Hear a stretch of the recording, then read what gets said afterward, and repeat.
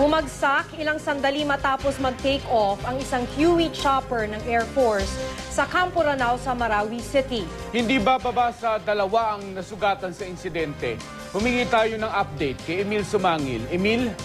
Magandang hapon, Mark, Maki. Patungo na sana sa Laguindingan International Airport.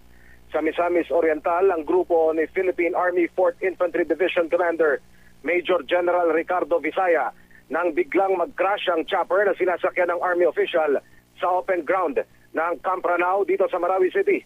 May 200 metro ang layo ng crash site sa lokasyon kung saan ito nag-take off. 11 ang sakay ng bumagsak ng tinatawag na Sokol chopper ng Philippine Air Force na kabibili-bili lang ng pamahalaan sa bansang Poland. 2 ang kumpirmadong sugatan, Maki Mark, ang piloto at ang isa sa mga residenteng natalsikan ng nabiyak na bahagi ng chopper. Nakapanayam ng GMA News ang sugatang piloto habang siya'y ginagamot sa ambulansya ng Philippine Army. Sa kanyang pagkakaalala, walang problema ang take-off. Nawalan daw siya ng balanse nang biglang umihip ang malakas na hangin pag-angat niya sa himpapawid. Isang bahay ang nabagsakan ng chopper na ito. Buti na lang walang nasa loob ng barong-barong nang maganap ang disgrasya. Si Major General Visaya at ang iba pang pasaherong sakay ng bumagsak na chopper in-airlift patungong Cagayan de Oro. Halos magkakasunod na nag-take off ang 4 na chopper na ito, kabilang ang sinasakyan chopper ni na DND Secretary Walter Gasmin at DILG Secretary Marojas.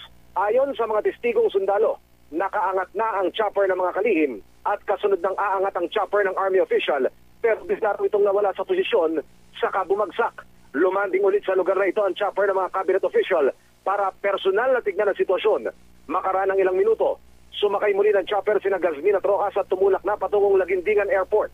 Sina Gasmin at Rojas kasama si Energy Secretary Ikot Petilia, pati na ang disgrasyang grupo ni Major General Visaya ay naririto sa Marawi at pinangunahan kaninang umaga ang pagpupulong na ipinatawag ng Malacanang para resolbahin ang problema sa supply ng kuryente sa Lanao Province. Maki. Maraming salamat, Emil Sumangil.